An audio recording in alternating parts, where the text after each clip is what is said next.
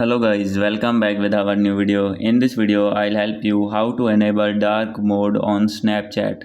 So guys, if you want to enable dark mode on your Snapchat, then I'll help you how to fix it. So let's start without wasting any time.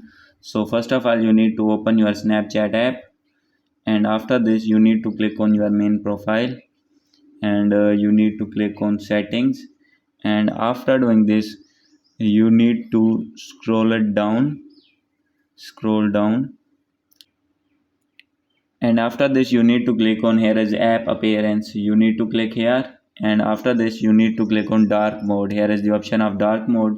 You need to click here always dark. So after doing this, your dark mode is enabled in Snapchat. So if you want to go back, then click on always light.